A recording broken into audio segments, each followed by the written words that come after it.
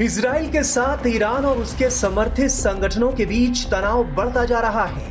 Israel और Hamas के बीच जंग को करीब 1 साल हो गए हैं। दूसरी तरफ हिजबुल्लाह से खुली जंग छिड़ गई है। 27 सितंबर को बैरूत पर एक हमले में इजराइल ने हिजबुल्लाह चीफ हसन नसरुल्लाह को मार डाला। अब इजराइल यमन पर हमले कर रहा है। वो इस वक्त 4 मोर्चों पर ईरान, हिजबुल्लाह, हमास और यमन के हूती विद्रोहियों पर कहर बरपा रहा है।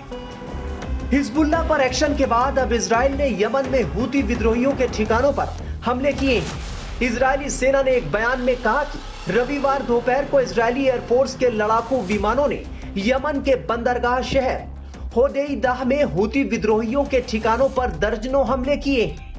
इजरायली डिफेंस फोर्स ने बताया कि इजरायली मिलिट्री इंटेलिजेंस डायरेक्टर के निर्देश पर एयरफोर्स ने रविवार को बड़े पैमाने पर ऑपरेशन में लड़ाकू विमानों ने यमन के रास इस्सार और होदेइदा के इलाके में हूती विद्रोहियों के ठिकानों पर हमला किया।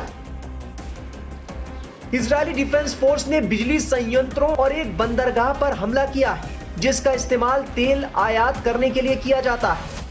आईडीएफ ने बताया कि वो इजराइल के नागरिकों के लिए खतरा पैदा करने वाले किसी भी शख्स पर कार्रवाई करेगा और उसे नुकसान पहुंचाने के लिए ऐसे ही काम करता रहेगा, चाहे उसे कितनी भी दूर क्यों ना जाना पड़े।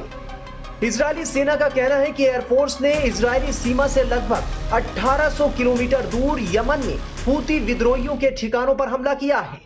इजरायली सेना ने बताया कि यह हमला हूती विद्रोहियों द्वारा हाल में इजराइल पर किए गए हमलों का जवाब है।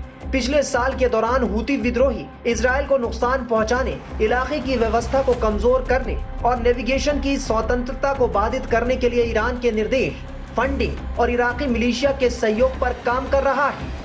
इजराइल ने हिजबुल्लाह के प्रमुख हसन नसरुल्लाह को शुक्रवार रात हुए हवाई हमले में मार दिया था। इस ऑपरेशन को लेकर अब इजराइल के प्रधानमंत्री बेंजामिन नेतन्याहू का एक बड़ा बयान आया है। उन्होंने कहा है कि बैरूत में हिजबुल्लाह प्रमुख को खत्म करने के लिए जो ऑपरेशन चलाया जा रहा था, उसे वो व्यक्तिगत तौर पर मॉनिटर कर रहे थे। इजराइल के इस हमले में लेबनान के कई रिहायशी इलाकों में भी खासा नुकसान हुआ है। नसरुल्लाह की मौत के बाद हिजबुल्लाह ने भी इजराइल पर एक के बाद एक कई रॉकेट दागे हैं। नेतन्याहू ने नसरुल्लाह की मौत के बाद ईरान के लिए भी चेतावनी जारी की है। उन्होंने कहा कि इजराइल की पहुंच ईरान सहित पूरे क्षेत्र में है। ऐसे में नसरुल्लाह की मौत तेहरान और उसके समर्थकों के लिए एक संदेश के रूप में काम करना चाहिए। अपने देश को संबोधित करते हुए नेतन्याहू ने कहा कि नसरुल्लाह इजरायलियों और विदेशी नागरिकों पर कई हमलों की साजिश रचने के लिए जिम्मेदार था, जिसमें 1980 के दशक में हाई प्रोफाइल बम विस्फोट भी शामिल थे।